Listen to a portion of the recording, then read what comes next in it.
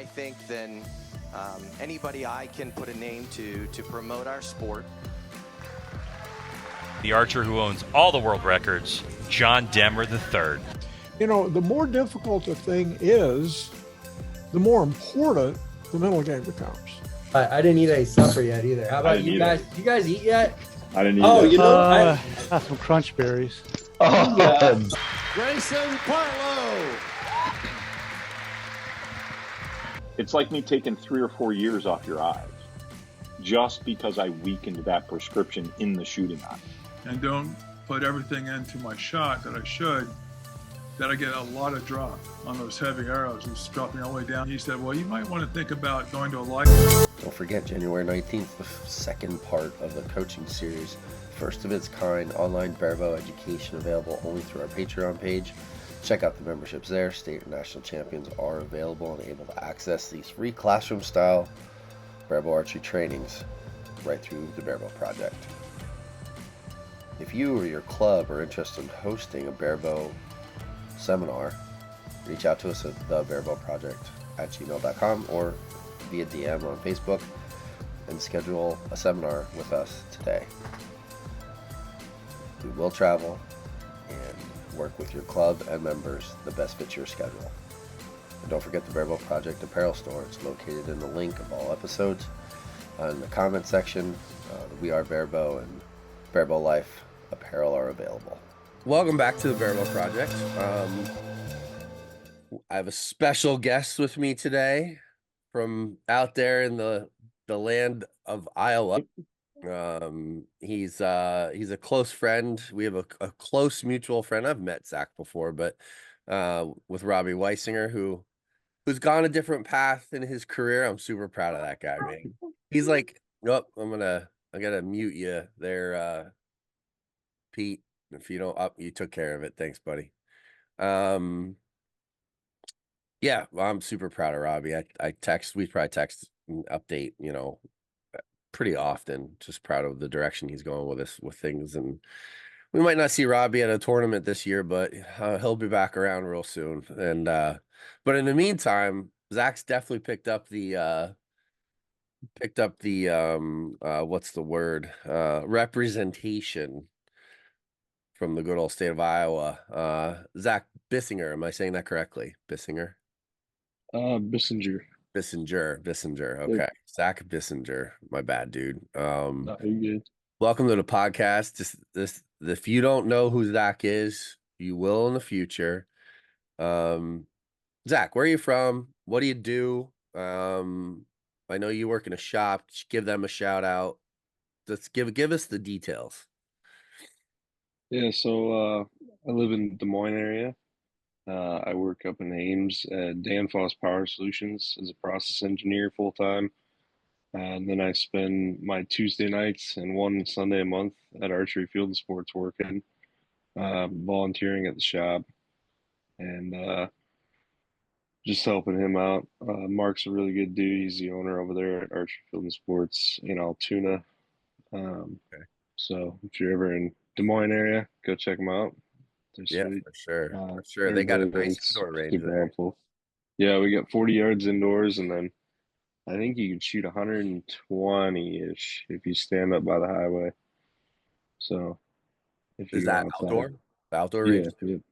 Nice. Yep, outdoor range out to like 120 yards and indoor to 40.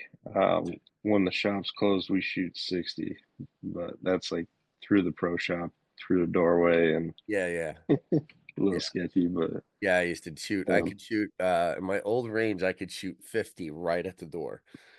Like it was like a big dome, and if it was closed or there were no customers, I could stand right at the door with the door open with my back foot outside, but inside I could hit 50 yards corner to corner. It was kind of cool. Those are the fun times. Just the times that people don't see when you're with like close friends or shop employees, and you get to mess around like that. You got indoor 3D and everything, or just open floor target range? yeah, we get indoor 3D. We run scrambles sometimes. Nice. It's usually like 4 scrambles a year, probably. Some of them are bow hunter, some of them are open. Pretty sick. Yeah, that's awesome. Good. Yeah, absolutely. If you're in the Des Moines area, get out there, check them out. I know they're starting to produce some shooters out there for sure. So Zach, I guess you just came off the Iowa Pro-Am. That tournament's we were talking about it a little bit. You said that the Barebow male class, your class, I guess, is that adult male? Is that what that is? Yeah, I think I in think that, so. yeah, I was it's just looking adult at it. male. I can look at the actual title here. Oh, I think I'm in the wrong spot. Yeah, it's adult male. So the adult male class, you said numbers were down a little bit as far as volume. But like I was looking at it, I'll have to look at last year's. It seems like Barebow overall, like you're seeing onesies and twosies and other classes that maybe didn't have other Barebow shooters. So there wasn't as many of the adult males, but it seems like they're still picking up shooters and from other classes in Barebow, which is good. But you just came off of a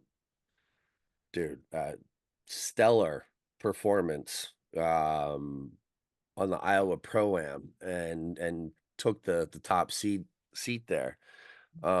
Question: Can you just give the breakdown of what that Pro-Am shoot looks like and what the format is? Yeah, so your classic Pro-Am format, you shoot blue face round, 360 with X scored as 6 the first day. Okay. And then you come back the second day and you're peer grouped and you shoot a 330 round on a normal Vegas face with X scoring 11. And that one is usually we shoot one line Friday night and then you can sign up for like 4 or 5 line times on Saturday and then you peer group on Sunday. So Interesting. The peer group thing, that's an NFAA classic NFAA format. The peer group thing's cool because you're shooting with the people that are all competing for those spots. So maybe adds a little pressure to some. Some people just enjoy it more. But it's definitely fun to watch too. Like it's a little bit more of a entertaining format to watch for qualification stuff from a bystander or a parent or coach situation. So but it's an interesting format. It's a little bit different than just your standard 60 arrow NFAA round or your standard Vegas round or feeder round, whatever. Yeah, so you came out, you ended up winning with a pretty substantial score, 605. Shout out to Brian Way, second place, 574, and Jeremiah Jones. We know those two familiar names with a 566. But like you really kind of had a commanding score. Like you must have been feeling it. How can you describe like what it was like shooting that round? It's just super comfortable that weekend or what?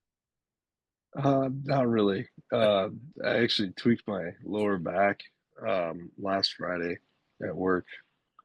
Our last day before holiday shutdown, I tweaked my back at like 9:30 in the morning and could barely walk. But I rested Friday afternoon and was able to get up and shoot Saturday.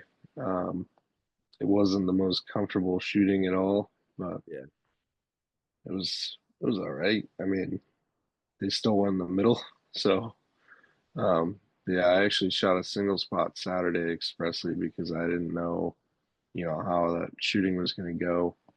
Yeah. So I broke a couple arrows because of that. Otherwise, I probably would have shot a 5 spot. Yeah. Yeah, you that seems to be a theme right now. Good old Reggie from Mhm. Lancaster. I mean, there's plenty of barebow shooters shooting 5 spots and triple spots and random formats, but like it's definitely become more of a thing since Yeah. Reggie went through, at least in my opinion, since Reggie you're like kind of ran Oh, the definitely. Lancaster Classic and everybody, oh, I shoot, it puts it out there for everybody. But anyways, um I didn't know that you tweaked your back. That makes it even more impressive, to be quite honest with you. Been there, done that. So I guess let's talk about two things. Let's talk about your equipment. Give the listeners and everybody full spec of what you're shooting, what that you know off the top of your head. You don't need full details, but what equipment are you shooting right now? So I'm shooting a GMX3 with long um, foam core axial limbs at 40 pound. Well, the spec says 40 pound. They end up at 45 at my draw length. Okay. Um, I think I'm shooting maybe like a 1/8 inch bigger tiller on the top. Sounds right. I haven't Okay. checked it in a while. And then I'm shooting in a free flight rest with a biter plunger. Okay. Um, Pretty standard and equipment there. They're yeah, like bulletproof pieces of equipment, those two for sure. yeah. Okay. Yeah. What else? So I'm shooting 525 RX7s with 150 grains up front. Okay. And they're cut down to probably 30 inches of aluminum from like aluminum to aluminum. Okay. It would be carbon and carbon, but it's not carbon. So, Right. um, Yeah. and then binary symmetrical super Nox Yeah. and gas bowstring, the Recurve Curve Plus, plus. Nice. with the little bit of extra serving in the middle.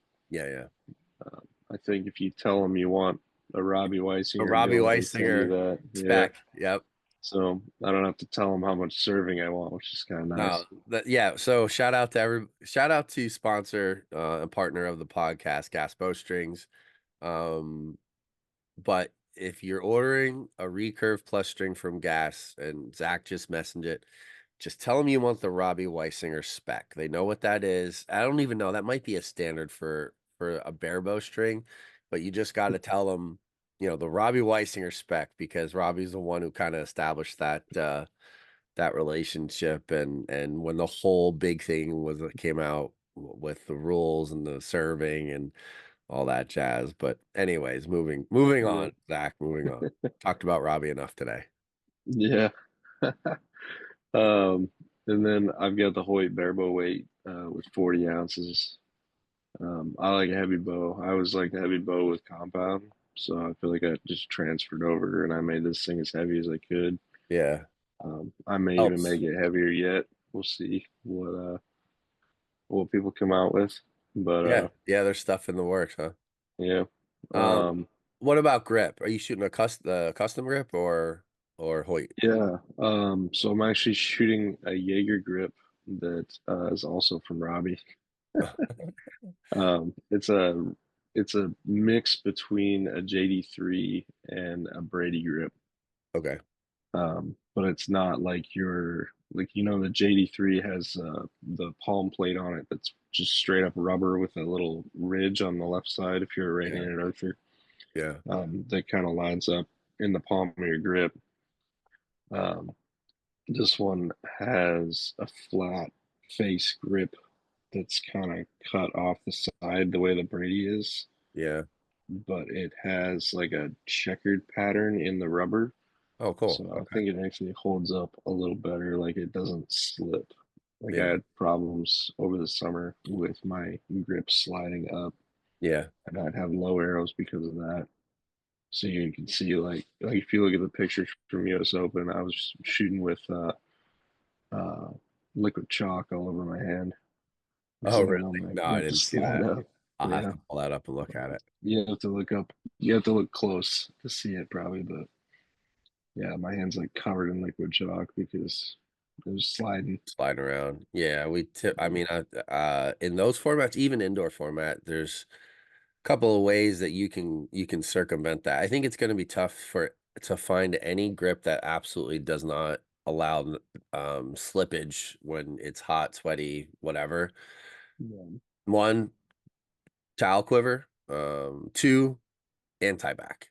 So you get a little bottle of what you call it, anti-bac for your hands, and then you just put it in there, and the alcohol dries up all the slippage on your hands. Oh, yeah. So like even indoor, because even like you might be cold in some ranges, might be warm. You start even when you get nervous. Uh, what's the Eminem lyric? Knees weak, palms are sweaty. Yeah, that stuff. So like every 2 to 3 ends, take a little antibac, squirt, and then all of a sudden you're back to normal. So just a little coaching tip for all of you out there. But okay, so custom grip, plunger, riser, limbs, recurve plus string. What tab are you using? I switched from a Yost to a Fairweather. Okay. I actually started with a brass Yost that was left-handed from Robbie. Um, and then I shot that all the way through indoor finals. And then No I way. switched to a Fairweather because of the kangaroo leather. It's like Yeah. super thin and soft. Yeah, I have Um, that's what we have. Most of us yeah. shoot the kangaroo leather on the Yost too. Yeah. Mm, It's an extra. It's not custom with it, I guess. It's usually just Cordovan and then regular leather or whatever mm, that comes with it, or suede, I mean. But yeah, the listen, shout out to Simon Fairweather. He makes a great product. 100%. yeah. It's a great looking tab. There's no question. If I wasn't shooting a Yost, I'd be shooting a Fairweather. So there's no question. But that's good. All right. I think we kind of covered all of that stuff. So I guess that and the equipment conversation, you mentioned compound before. So what what does your archery journey look like to get to where you're at right now? Because I know you shot compound, and I really don't know much prior to that, but the story matters. And so like when did you start archery? Like how did this come about to get to a point where you're competing in barebow? Because that's kind of a nichey random thing to end up from compound. So just give us the details on that, Zach. Yeah, so I guess to understand why I can release a string good, I started fourth grade shooting NASP. Okay. All And right. I was two-time state champ, one-time runner-up, sixth in the nation, sixth in the world. Yep. Went all the way through, shot all the way through senior year. And I think in my seventh or eighth grade year, my coach, Vance Petrilla, from Cedar Rapids, he's a level 3, I think, USA Archery coach now, Okay. and does a lot of stuff throughout the state, like judging and setting up the Joad tournaments. Sure. But Vance had shot Olympic previously. Okay. So he introduced me to Olympic Okay. recurve. I did not know And that. I shot Olympic recurve up until freshman year of community college, would have been like 2016. Okay. Um, and then I just couldn't keep up with the muscle memory and everything. Like the level I wanted to be at wasn't the level I was practicing at. So I switched to compound, and it was kind of lower maintenance to be better. So I picked up a Matthews Ovation for like $200 and threw a recurve sight and some stabilizers on it. And that's where I started with that. And I worked my way up to some more expensive bows and whatnot. But I Yeah. shot that all the way until um, December of, well, it would have been December of 23. Oh, okay. I shot Midwest Open after actually practicing for a couple months, like really hard and heavy, and like trying to be good, trying to, For barebow. be good enough to play pro cat compound. Oh, Yeah, compound still at that point. yeah, Oh, okay. yeah. And yeah, like early December was Midwest Open. So I went to Midwest Open and I shot just god awful. And at that point, Robbie had said, "Hey, you should try barebow. It's fun." And basically saying like, we could shoot against each other all the time and like be each other's best friend and worst enemy. Yeah, yeah. Um, Frenemies. yep. So I told him if I shot bad at Midwest Open, I'd switch. And I shot bad, so I switched. And I started out with like some leftover crap that he had laying around that shot all right. And then I went back to my parents' house and I grabbed my old Olympic bow, Nice. took everything What off was it. that? What was that? So that was the Blue Fusion Matrix Okay. that I was shooting at Vegas and Rushmore Rumble and like the first few tournaments, Pro Am Okay. last year. Oh, Um, and it was funny. Doug Denton actually really wanted that bow from me for his collection. But I told him no, it was nostalgic for me, so I'll hang it up on the wall. It's sitting actually in my house in Boone right now. yeah. So, um, but yeah, I told Robbie that if I placed at Rushmore Rumble, I'd shoot Pro Am Barebow, and if I won Pro Am, then I'd buy a bow.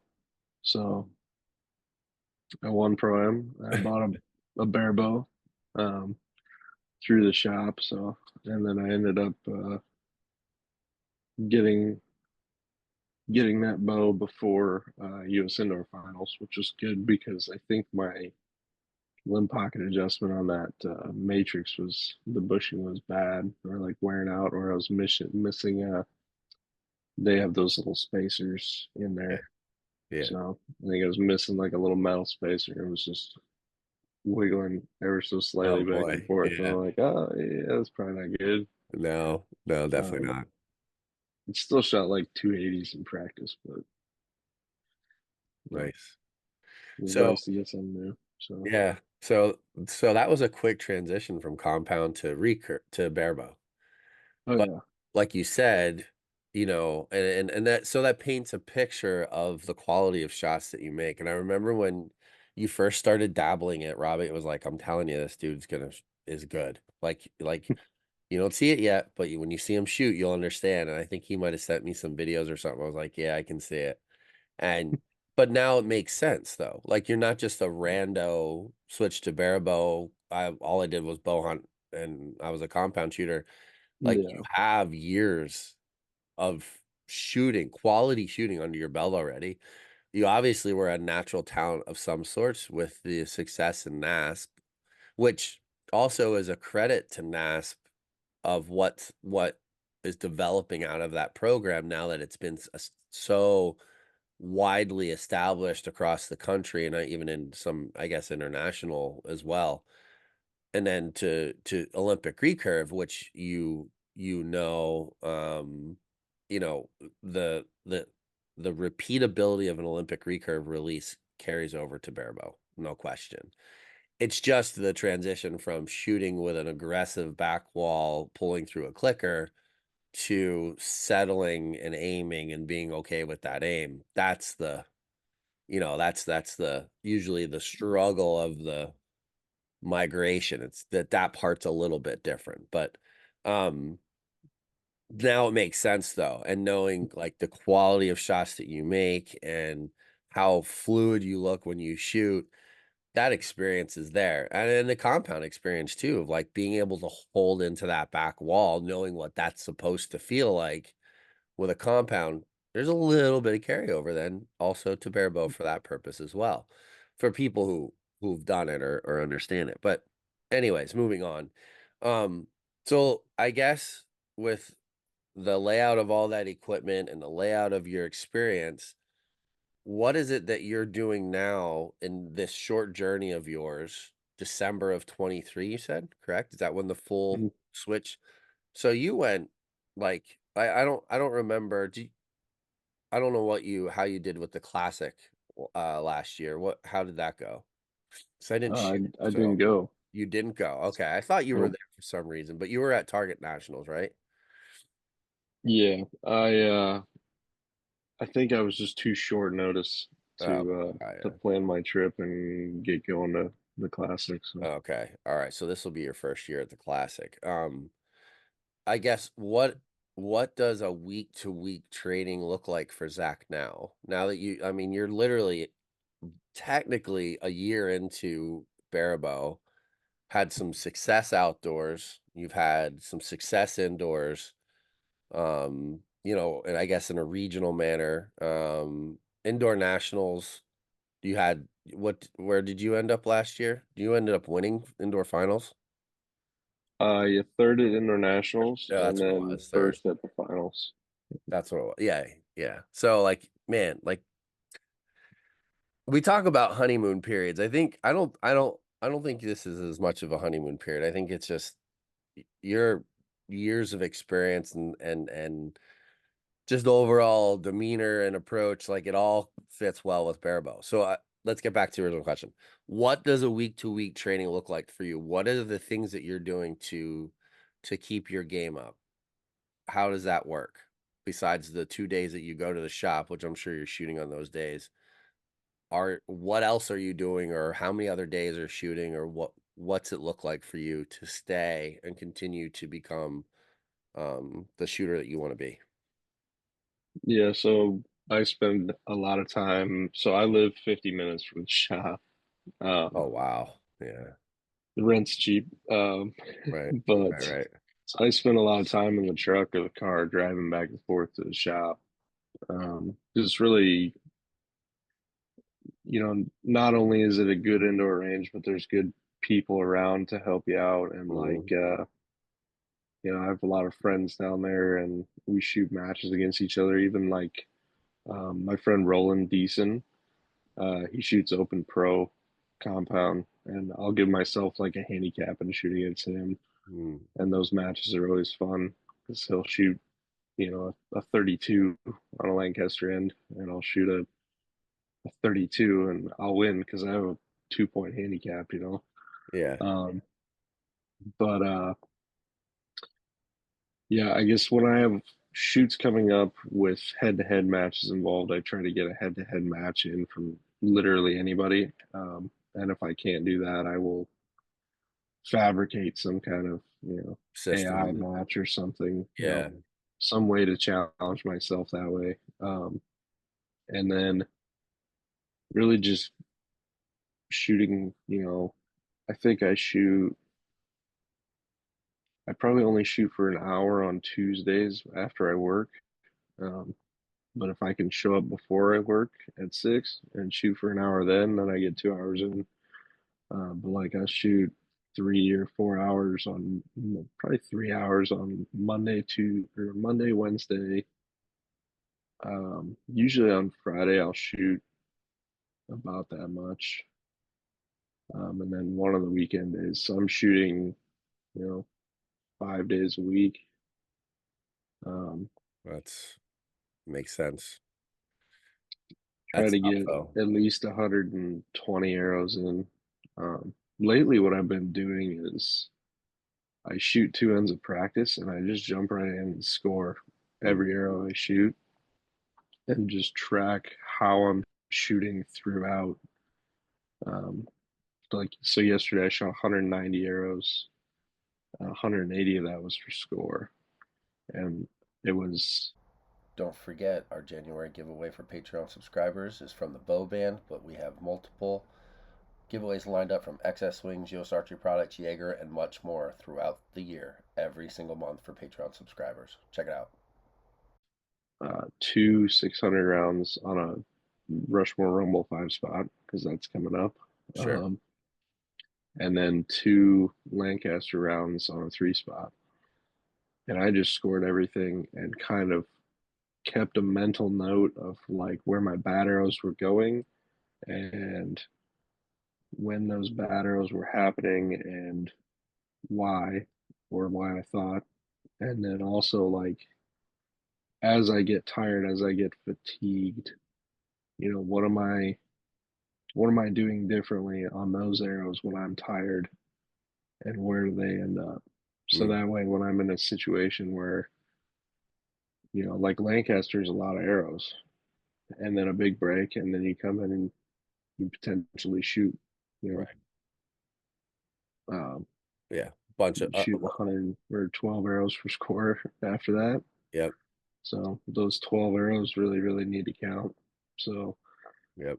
I'm trying to make it so that I don't need 30 arrows of warm up to come out and shoot a mid 280s score on a Vegas round. I just need to show up, shoot two ends of practice, and I'm good. I'm ready to score. I'm rolling through it. Yeah, no, that's good. That's a good approach. Has it always been just show up, shoot, and score, or are you doing other things? Or like if you notice you're having some issue with alignment or your release, like do you throw in blind veil, or are you doing any other stuff to supplement, or is it just right now just showing up and shooting a volume of arrows and trying to shoot those as high quality as possible? Is that the majority of your shooting right now? Or have you got Right other now, stuff? yeah. Yeah. Over the summer, I was shooting a volume of arrows, high quality, and then at the end doing holding drills. Okay. Um, so I'm shooting a triggerless shot. So I'm Yeah. trying to keep in control of that. Mm-hmm. And I think those holding drills actually got me away from a lot of the Drive. bad flinchy shots, you know. Yeah. Um, and they also add a lot of strength. You Yeah. know, there's like a strength and conditioning element there that like Sure. you build strength really easily, and those were pretty helpful. I mean, I shot. What I would do is I would draw back and hold for 10 seconds, Okay. and then let down and do that 3 times, and then I could shoot that arrow.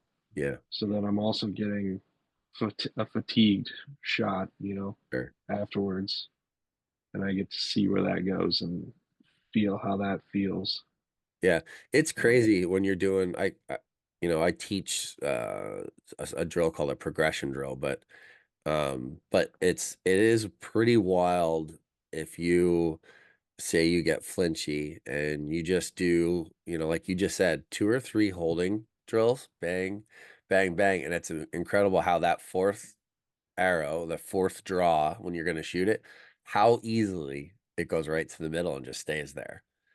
And, but that's also a testament to your your volume of arrows. So the more arrows you shoot at a higher volume, I know a lot of people say quality versus quantity and all that stuff. And I think no matter what the quantity is, you want it to be high quality. So if you're shooting a higher volume of high quality arrows, that carryover to the competition line is going to be tremendous. And then especially when you're recognized or have the knowledge of, hey, I'm a little flinchy, I'm going to do some holding drills. And then all of a sudden you kind of knock that small little detail out of your system and it's right back to, it's definitely caught on in some regards. And, it helps quell the the yips a little bit, especially if you're shooting a triggerless shot, which I definitely think is the way to go. But it takes volume, it takes time, it takes dedication. It's not, you know, it's just the way it is. That's I don't know. But anyways, that's good. That's good insight. That's what I wanted to know. I wanted to know like where's Zach's training looking like? Like how many arrows are you shooting? What are you doing? Because it's obviously what you're doing is working and it works for you. And there's no one that can say that no matter who the shooter is, when they're producing scores, I still feel like there's kind of like a roadmap to that. And you're on your own journey, but the roadmap is high volume, high quality, working your weaknesses, um, and usually good quality equipment as well. There's nobody showing up with a Samick shooting 540s. That's all I'm just gonna say. Like it's like you can shoot good, you can do some good stuff with a Samick. I'm not knocking the bow by any means, but it's just the way it is. But yeah. no, that's good stuff, man. And you're a bow hunter too, right? Yep. Yep. You I didn't make it out much this year, but I was just gonna ask you, did you get out much? You shoot compound, are you shooting trad? Are you playing with both? What do you I'm just playing with my RX-7. Oh Yeah, yeah, you like your I gotta RX? get a new one for the new year, but that RX-9 is she's a good shooting piece of equipment. I have I'll an have to get my hands on RX-9. one of those. I have an RX-9 Ultra on the way. Yeah. I'm pretty pumped for it. I'm not gonna lie. Yeah. I think I started when the elbow issue came around, I started hunting compound again. And then this year, just because I didn't get the practice in with the trad bow, I stuck with the compound. I've been using a Hoyt Carbon Defiant forever. I love that bow. I love that Yeah, bow. that's a good bow. Finally, it's just a high quality. It's old, like they're 2018, 19. I don't even know when they came out. And but then this year, like I talked to Steve and I was like, so I got a 75-pound RX9 Ultra, a little bit longer ATA on the way. And then all the accessories. And I was like, oh man, this is might even try to get my hands on one of the Garmin's just just because. Well, because we want to go, we want to do a Western trip, and my brother-in-law and I, we want to. If I'm going for elk or something, I'm taking a compound. I'm not messing around. I'm not spending that much time and money and going out there. I want to up my chances. You know what I Yeah. mean? But I'm Yeah, just your chances are already low, so right, exactly. So, but I love to get out to Iowa, man. You guys, you and Robbie, that area, there's some he's killing something every year. That's all I'm gonna say. Now he lives a life that allows him to get out and do those things, you know, but yeah, man, he's a killer. So so do you mess with the compound at all right now or no? yeah. I shot AFS Open, which is like our kind of precursor to Lancaster. It's a Lancaster format qualifier with 4 place shoot up. So like the top 4 Uh-huh. do a shoot up Lancaster style. Yeah. Um, I shot that with my Concept X. I have a Concept X40, 60 pound. Um, she's the blue on black with gloss black limbs. Mm, Super, super sleek. Um, Tried to get a Skeeter one, but he didn't have any ready to yeah. go, so I didn't mess with waiting around for one. Yeah. But yeah, that thing is super forgiving too. Yeah, I haven't shot it yet. I chose I I don't know. I may right now. I just want to get back into barebow shape, so I'm not going to mess around with compound too much. I wanted to ask you though. Do you feel like how is your compound shooting now that you've gotten this time under the barebow? Is it better? Oh, Feel it's like much better. I Yeah, figured. significantly. Yep. Yeah. I'm gonna be shooting compound pro for indoor nationals. Oh, really? Yep, and then I'll shoot non-pro for ASAs, at least Metropolis, and then yeah. So indoor nationals is gonna be fun because I'm gonna shoot indoor World Series with a Barebow, and then swap for the weekend and shoot the Concept X for indoor nationals. Nice. Um, Dude, I hope, oh man, I hope you freaking just like light the world on fire with compound. Just and that's me being completely selfish for Barebow because it would be so great to see a bear because like Demmer shoots compound quite a bit. I know he's got a Concept X. Like Demmer can shoot the lights out with a compound. I shoot pretty well with a compound. Like I'm like on a Lancaster scoring format. I'm a solid like anywhere from like 300 to 310 on it. So it's not amazing, but it's not yeah. bad with minimal practice, and that's with my Invicta. But I would love to see somebody like that like show up and just at least make a splash, if not just wipe the table. It would just be no pressure, dude. You're representing Barebow with a Yeah. compound in your hands. But it would be great to see. It would be so great just to be like, yeah, he's a Barebow shooter. He's not a compound shooter now. So you just got whooped by a Barebow shooter. But you know, there's a lot of Yeah. people out there in the compound world. I would love to see them get smoked by a Barebow guy, but that's a story for another day. Maybe at the Barebow house, at the classic. All right, good deal, man. I didn't know you were going to do that. I think that's even more exciting, and that Yeah. makes you much more marketable for Hoyt if you show up and do that. So Yeah. no pressure.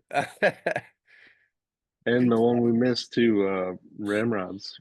So I'll Oh be yeah, getting a so I set guess of they rods have for my yeah hun they bow have and my compound stabs and compound stuff. too. So yep, Yeah, so I'm you're gonna get the shooting a beast full. rods.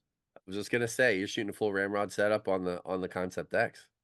Yep, Ooh, yep. I what? don't have it yet, but I'm excited. Yeah, you're going to. I still have all my AE rods. I probably won't. Maybe switch at some point. I don't know. Ramrod's doing a lot of good stuff for the sport, so shout out to them too. They're good people. The tungsten weights, the Barebow stuff that they're working on, and the rules changes help them a little bit. They've changed the approach to the angular weight and all that stuff, so that's all kind of resolved itself. So hey, the more companies that find value in Barebow, the better off Barebow is. So just remember that, people, um, as you're listening to this, and you hear I maybe sound like a broker record with talk, like mentioning certain sponsors and people, but like these people are investing in Barebow.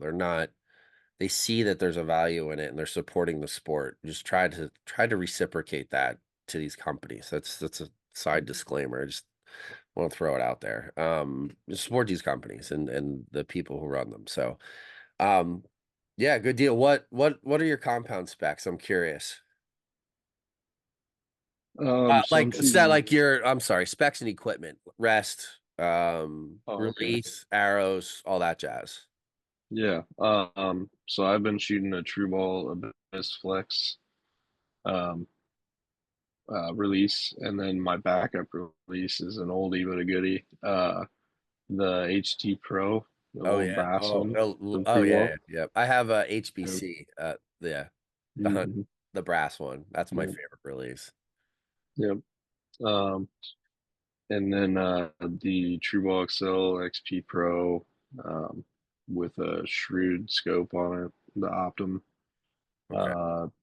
I run an ETAC light to light my dot up. I run a big pink dot Okay. just for the peace of mind. I don't know. It sets me at ease. That thing just sits in the middle and I punch it. So So, you're covering the gold. oh yeah, yep. You're covering the It's gold, and you about said halfway into the 9 ring, maybe. you're a puncher. Yeah. So Yep. you're a Kyle Douglas. You're just holding, bang. Yeah, pretty much. It's a little smoother than that, but Yeah. yeah, Oh it's man, I can't do that. it's a lot of fun. I It's cannot kind do of that. I don't know how similar you to do the it. triggerless, it's the Yeah. same as the Barebow release. So that's kind of, I think, part of what has helped me so much with my compound from Barebow is that triggerless release and being in control of that. And now I can take that and shoot a command shot with a compound and Really be in complete control of that too. So it's interesting. really freeing to be able to do that. Yeah. So um, yeah, then I'll be shooting the beast rods from Ramrods Okay. with their edge quick disconnect, the 10-degree down angle front and the back rod mount, and then I shoot a Hamsky Trinity with Okay. I'm running as a blade on this bow. I think that works pretty well. It's kind of nice. Um, I don't know how much you know about setting these up, but I've your set them up blade before. your blade stiffness makes a difference on how long that Yep. blade rides on your arrow and everything. Right. When you run like a stiff blade, so I have a composite uh, Launch Tech blade, Okay. the red plastic one or whatever it is. I don't think it's plastic, but it's red. Um, and you can just get them on Lancaster. But if you use that blade on a Hamsky Trinity, you can adjust the spring tension on the right side of the rest. And rather than throw a different blade on for different arrows and stuff, you can just adjust the tension. Oh yeah. Yeah. So that's kind of nice. Heck yeah. Um, and then Easton X27s, Okay. obviously. And Well, I guess you won't shoot that for indoor nationals though. You have to shoot 23. well, yeah. Or For this would when be NFAA indoor. Oh, gotcha. Okay. Yeah. Yeah. Then you're good there. US Archery indoor. I'll be Dude, shooting yeah. Barebow. Yeah. No, yeah, those 27s, man, those are like Lincoln Logs. I'd love to see. I've never done it, but I'd love to see somebody try to shoot a 27 out of Barebow. Boom. It's I like wonder actually how that would go. I just I don't could probably know. set that up pretty First of easy. all, spine wise, you're not going to get a 27 below probably 400, I guess. Yeah. I mean, So 250 grain point, yeah, full length. I think I they mean, you come can full make it length at work. 33 You can inches. make it work. You can't shoot a drop away rest. They're going to be too heavy and too bulky.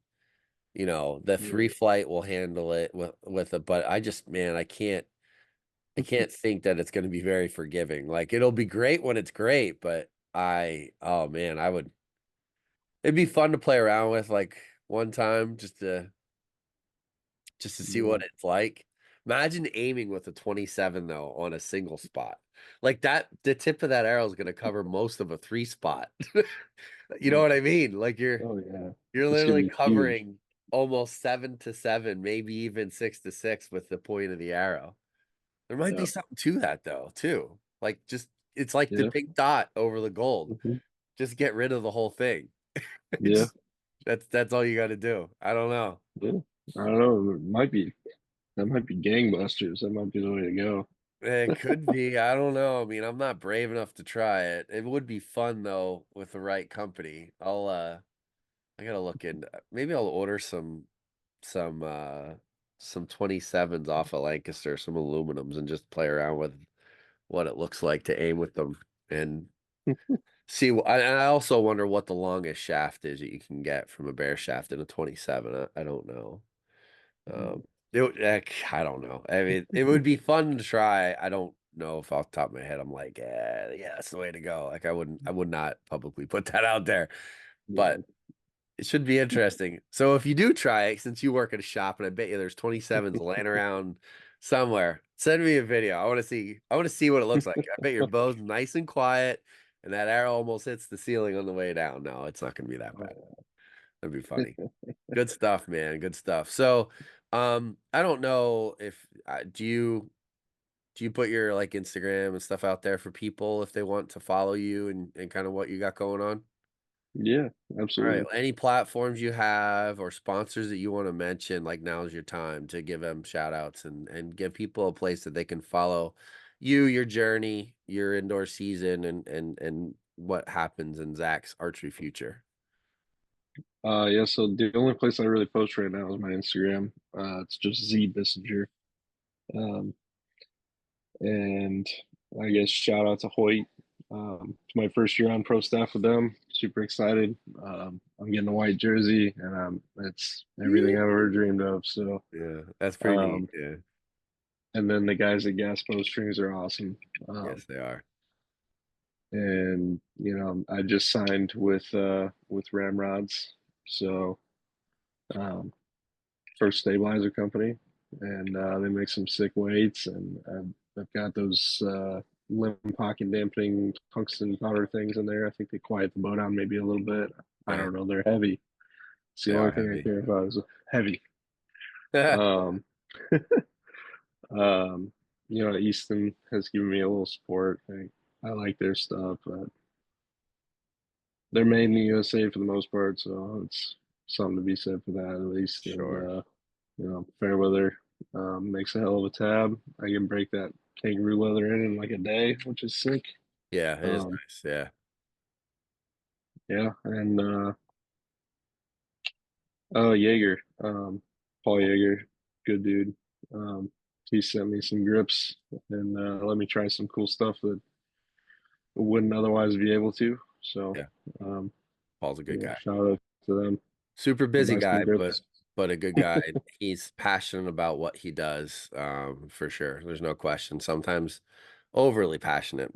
His attention to detail is ridiculous. But shout out to Jaeger Archery Products, a major supporter of the podcast for a very long time as well. So, all right, man, good stuff. Well, listen, you probably have arrows to shoot yet today. Appreciate you joining me this early, drinking coffee and whatever, early and on a weekend.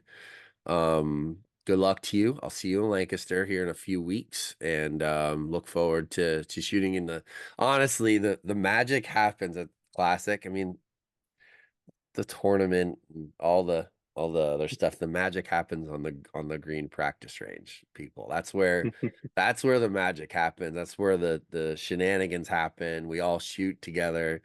That's kind of been dubbed the Barebow practice range. I mean, you can go wherever, but the green practice range with the turf seems to where we end up at most of the time. But it is what it is. So Zach, I'll definitely see you there, if not at the house. And until next time, man, good luck to you, and thanks for coming on the Barebow Project.